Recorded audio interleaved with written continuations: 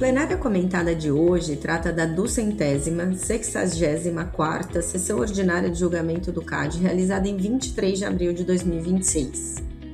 Primeiramente, eu gostaria de comunicar que essa é a primeira sessão de julgamento com o novo presidente interino do CAD, o conselheiro Diogo Thompson. O IBRAC deseja muito boa sorte ao novo presidente interino. Entre os destaques iniciais da sessão de julgamento, eu gostaria de mencionar dois, entre eles a prorrogação da consulta pública sobre o guia de colaboração entre concorrentes, que é um guia bastante relevante e que vai ajudar bastante na análise desse tipo de relação, e também a chamada para submissão de artigos da Revista de Defesa da Concorrência do CAD.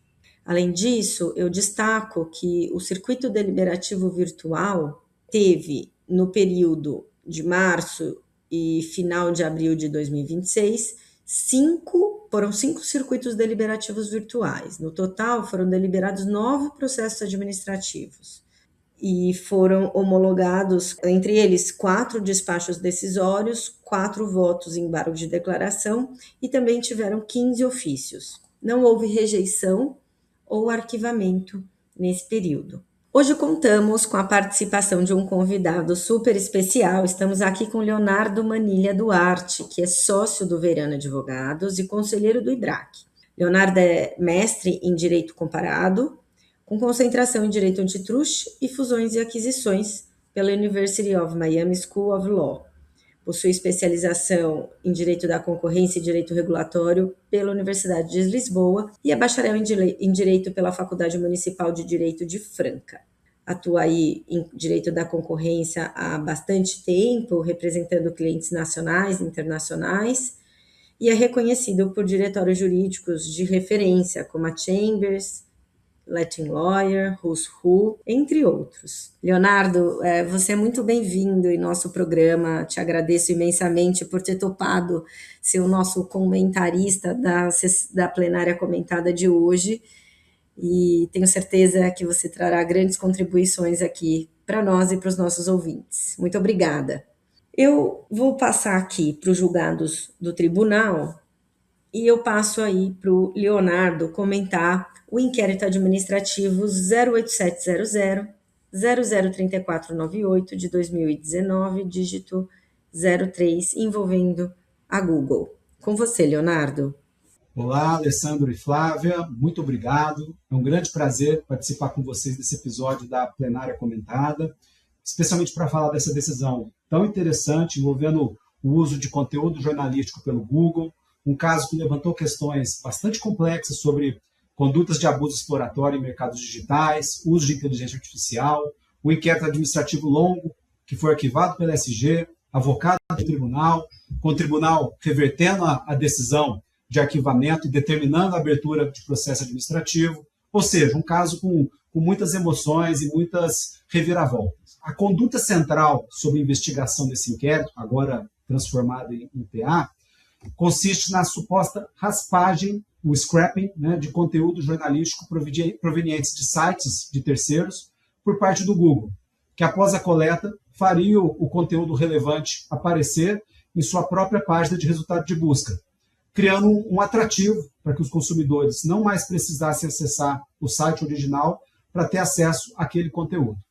Portanto, o propósito da investigação foi avaliar se a empresa investigada estaria abusando de sua posição dominante no mercado de busca com a finalidade de alavancar o acesso dos buscadores temáticos do seu próprio ecossistema, retendo o tráfego de usuários em uma tentativa de captar uma maior parcela de investimentos no setor de publicidade online, em detrimento dos editores jornalísticos que produzem o conteúdo.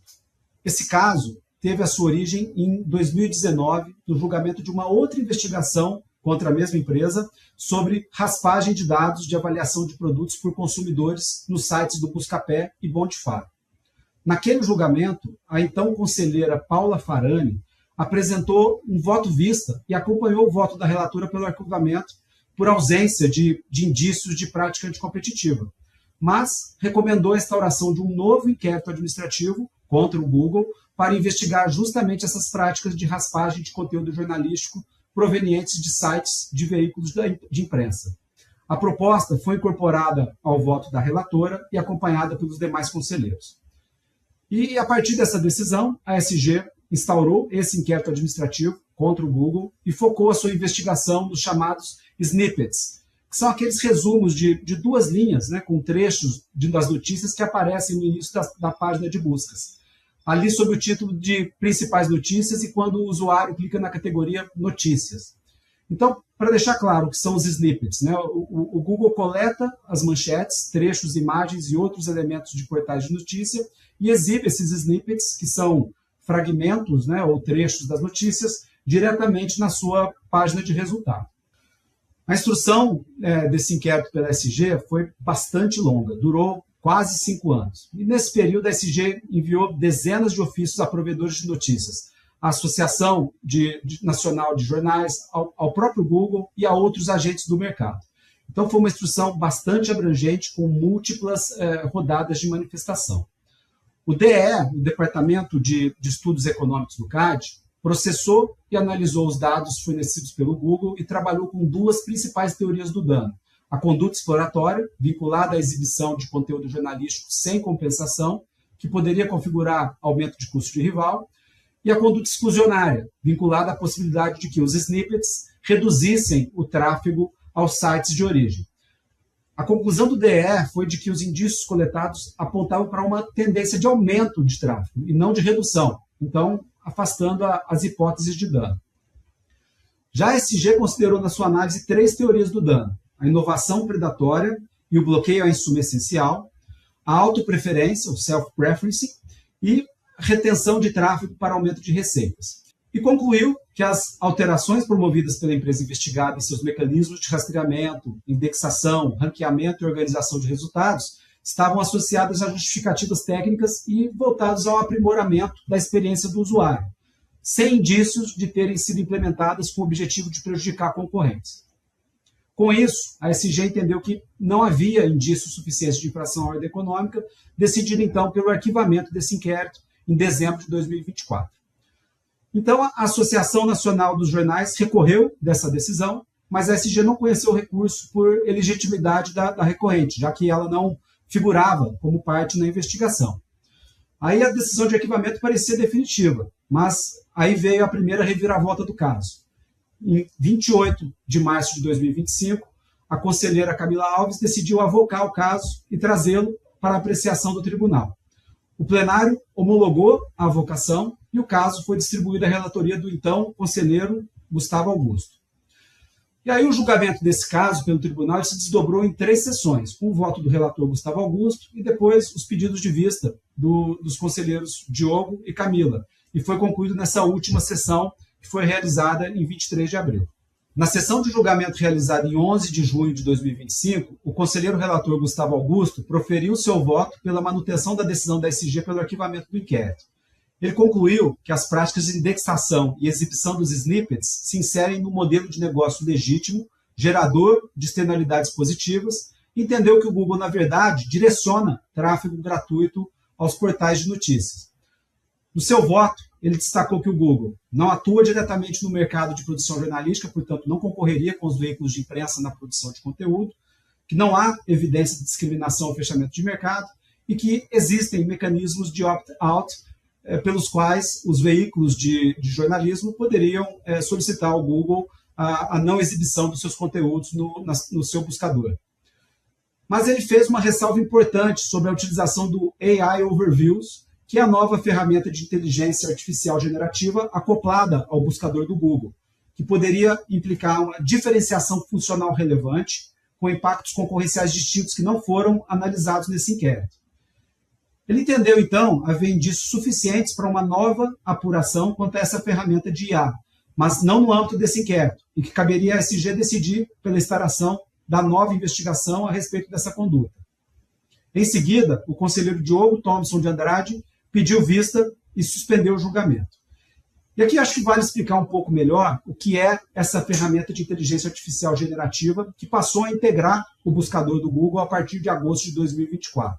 O AI Overviews, também chamado de AIOs, são aqueles resumos que passaram a aparecer na página de resultado do Google e que sintetizam os conteúdos de terceiro diretamente na página de resultados. E a análise dessa nova ferramenta parece ter sido o ponto de inflexão que parece ter redirecionado a análise desse caso pelo Tribunal do CAD.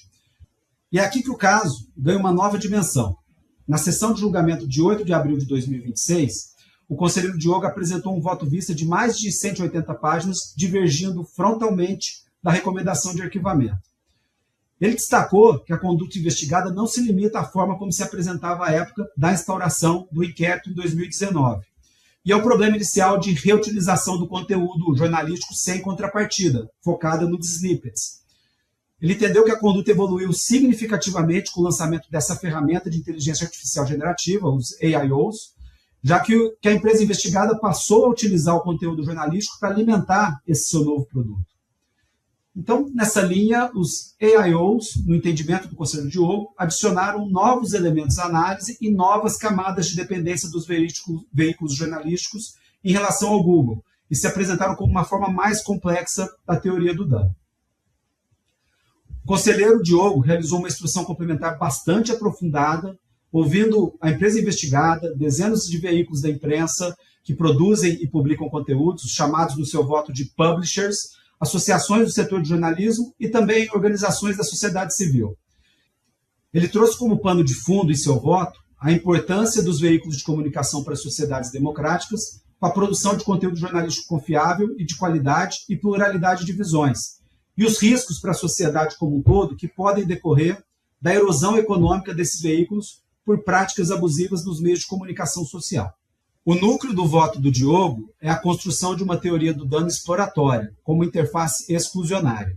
Segundo ele, a relação entre o Google e os publishers poderia assumir contornos de dependência estrutural, uma vez que parcela relevante do tráfego dos veículos de comunicação depende dos mecanismos de busca do Google para alcançar o seu público.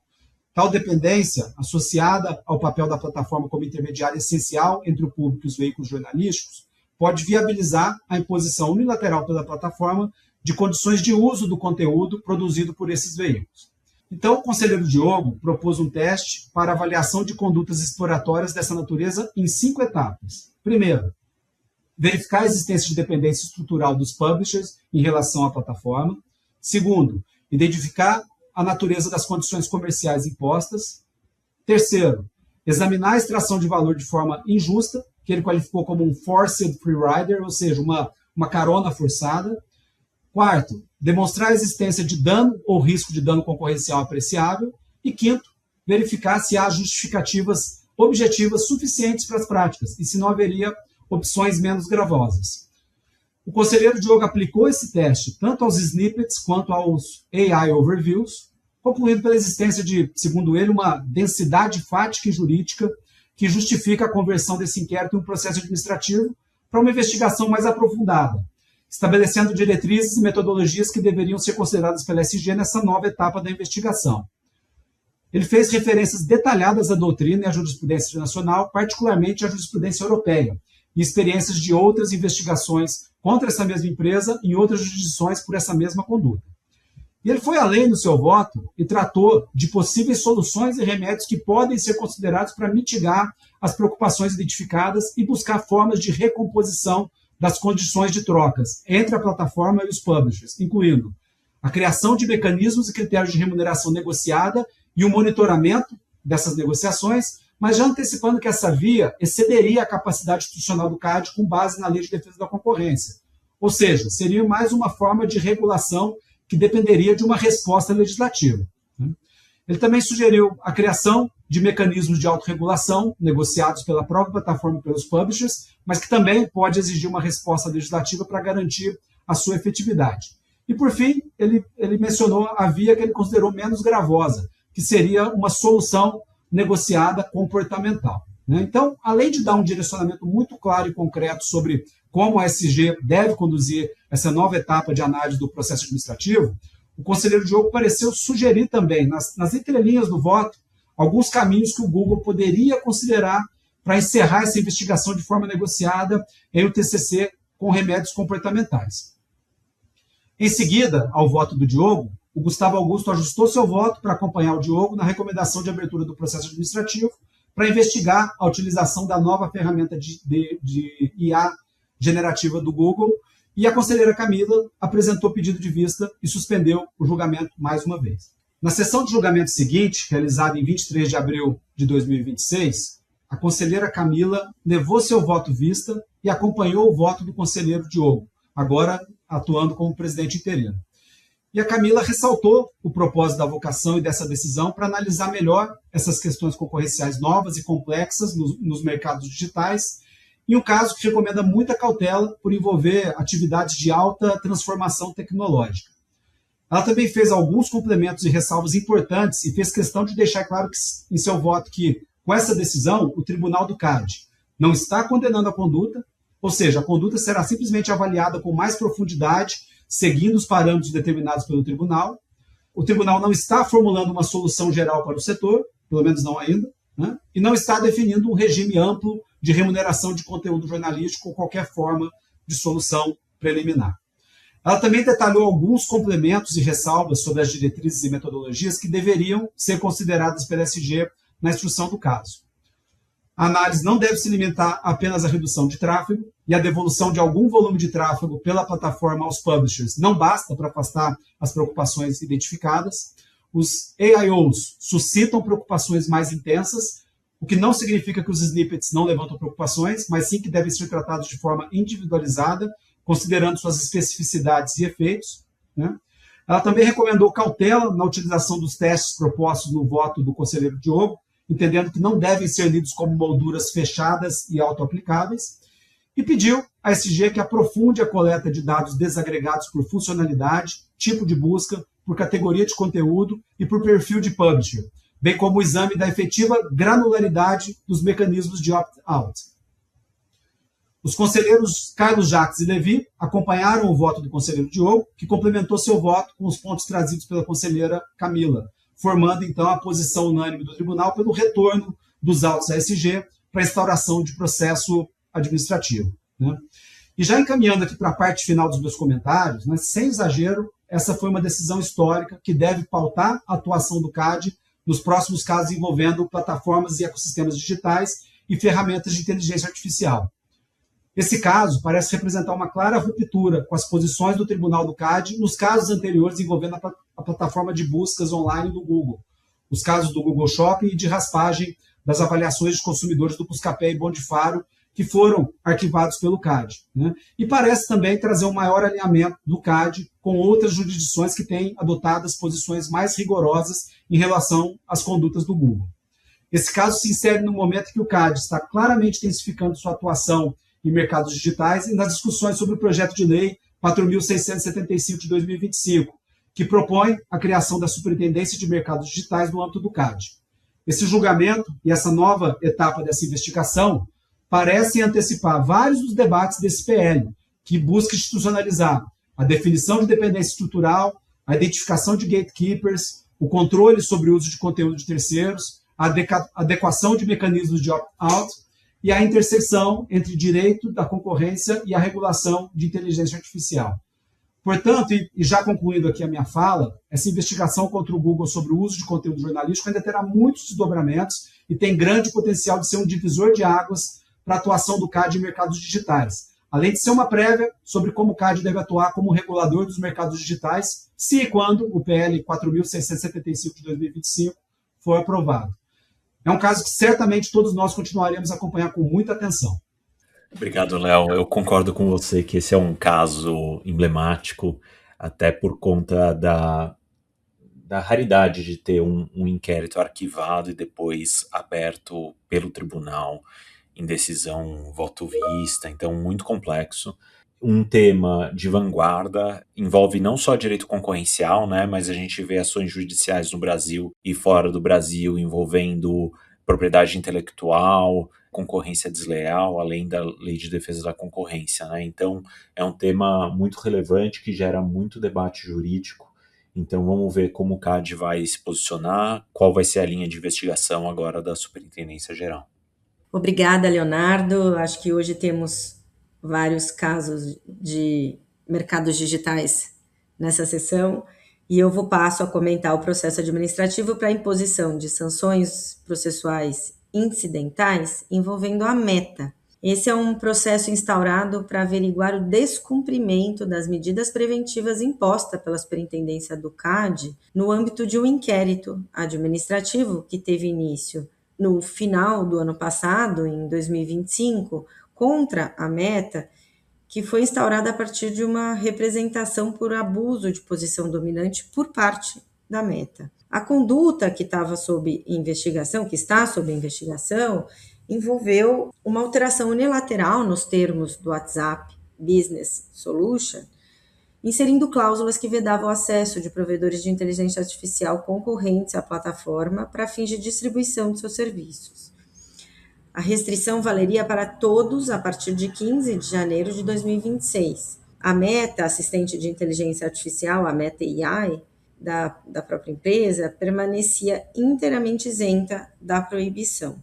E aí, diante disso, teve uma representação de algumas empresas e por abuso de posição dominante, e a SG instaurou um inquérito e impôs a medida preventiva com 2 comandos: que a Meta suspendesse as novas cláusulas restritivas e que se abstivesse de editar qualquer nova disposição capaz de produzir efeitos semelhantes, ainda que de forma indireta.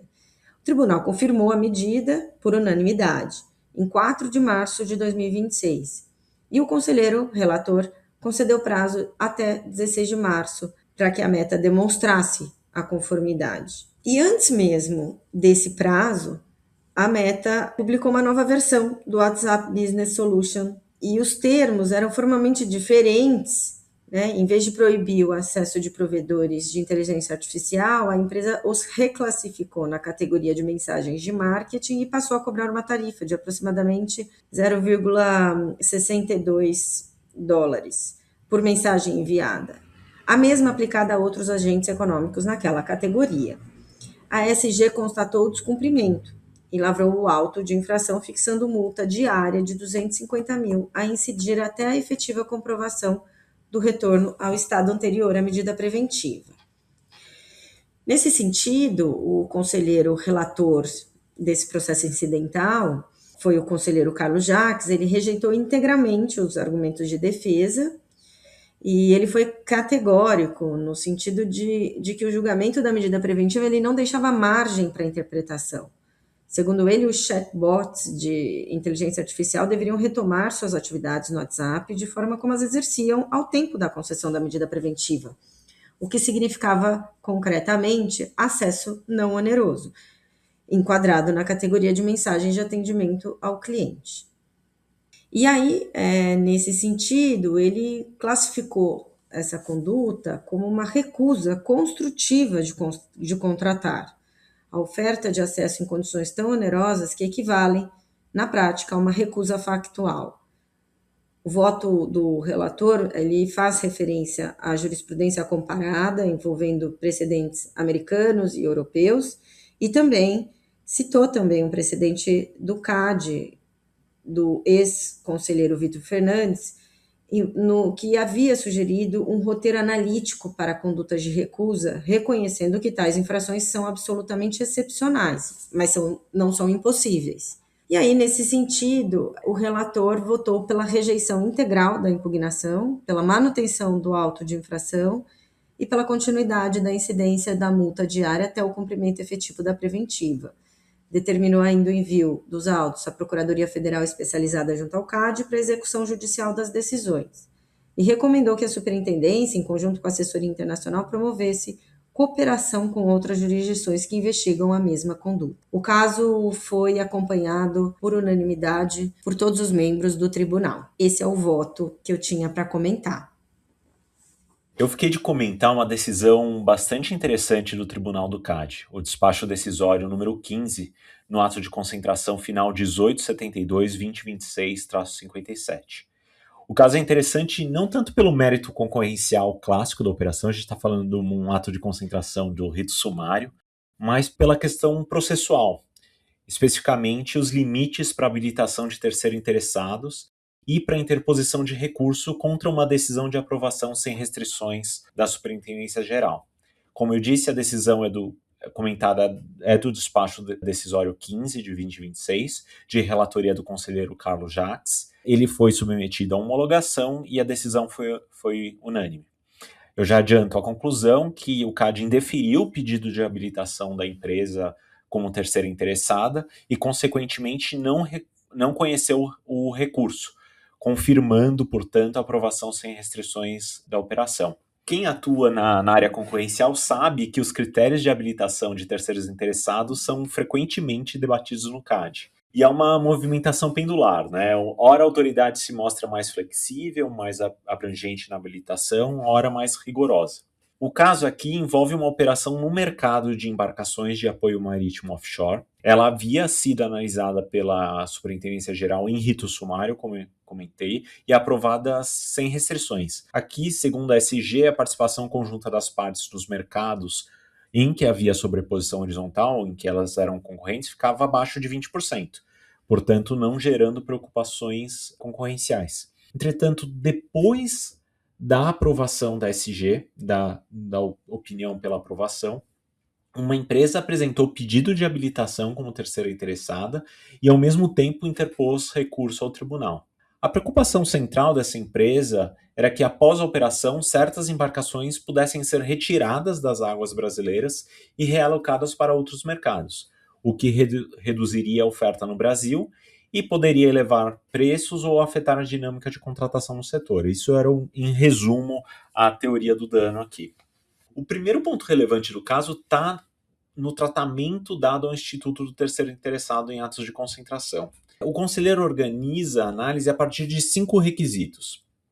O primeiro, tempestividade; segundo, legitimidade; terceiro, suficiência dos documentos e pareceres apresentados; quarto, pertinência do pedido com os fins da análise concorrencial; e, por fim, oportunidade e conveniência para a instrução processual e para a defesa dos interesses da coletividade. Acho que aqui é importante porque mostra que não basta o terceiro demonstrar que tem relação comercial ou será afetado no mercado relevante em que a operação tem efeitos. É preciso demonstrar que a sua intervenção será útil para a análise concorrencial do ato de concentração. No caso, o CAD reconheceu os 2 requisitos iniciais, que são mais objetivos. Primeiro, a tempestividade, ele foi apresentado dentro do prazo, e a legitimidade, porque o relator entendeu que, em tese, a empresa poderia ser afetada pela decisão, porque o mercado de embarcações de apoio offshore tem relação contratual com a atividade da empresa recorrente. Ou seja, havia legitimidade, mas a legitimidade não se confunde com a procedência dos argumentos, tá? Isso é um ponto relevante. A discussão mais relevante aqui do caso é no terceiro requisito, a suficiência dos documentos e pareceres. A empresa recorrente havia alegado que o grupo comprador teria atuação internacional e que por isso haveria risco de redirecionamento das embarcações para outros mercados, como Europa, África, Oriente Médio. Mas o relator disse que a parte não trouxe informações suficientes para demonstrar o risco concorrencial concreto. Aqui, o CAD parece exigir uma ponte entre a preocupação comercial e o risco concorrencial. Não basta dizer que isso pode acontecer, é preciso apresentar documentos e provas com elementos concretos que mostrem que esse cenário, essa teoria de dano é plausível, provável ou ao menos ancorada em evidências. Sem isso, a alegação para ele fica no campo da especulação. O quarto ponto é sobre a pertinência do pedido. Como a participação conjunta das partes permanecia abaixo dos 20% no mercado relevante, até por isso a SG aprovou pelo rito sumário, o relator entendeu que não havia razão para reabrir a instrução, rever o parecer da SG ou impor remédio sem uma documentação sólida de risco concorrencial concreto.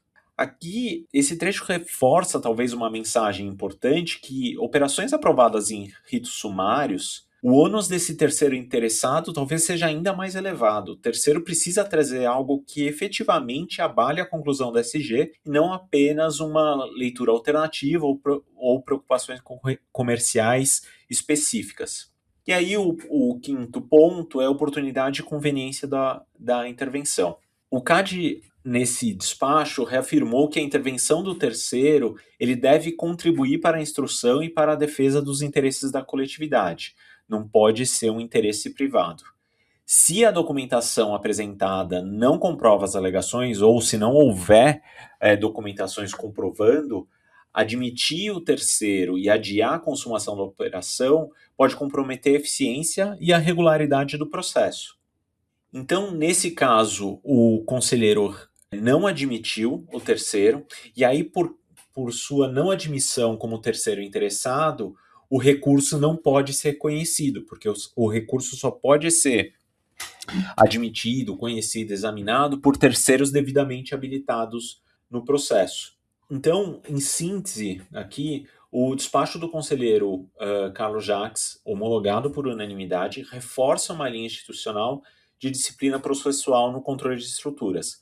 O CAD permanece aberto a contribuições de terceiros, eu acho que essa é a minha interpretação com base nesse despacho, mas exige que essas contribuições sejam pertinentes, úteis e acompanhadas de documentação, capaz de demonstrar o risco concorrencial concreto. Então, bastante rigoroso aqui. Era isso que eu queria comentar sobre este caso. Bom, estamos encerrando aqui o nosso episódio. Queria agradecer novamente a participação do Leonardo, que fez ótimos comentários sobre os casos dessa sessão de julgamento. Dizer que você é sempre muito bem-vindo aqui em nosso programa, Leonardo. Muito obrigada. Queria agradecer de novo o Leonardo, que é conselheiro aqui do IBRAC, por ter aceitado o nosso convite para comentar um caso tão complexo. Foram vários votos num só, vai e vem, então, caso difícil. Então, agradeço imensamente por ter aceitado o convite e contribuir com as discussões aqui da nossa plenária comentada. Um grande prazer, Alessandro e Flávio, um grande prazer participar aqui desse episódio com vocês. E meus parabéns ao IBRAC e a vocês por a plenária comentada, que já é um sucesso na nossa comunidade antitrust. Esse foi mais um episódio do programa Plenária Comentada do IBRACast, o podcast do IBRAC. Programa quinzenal que acompanha o calendário regular das sessões de julgamento do CAD. Eu sou Flávia Chiquito, diretora de Relações Institucionais. Eu sou Alessandro Jacalha, coordenador deste programa.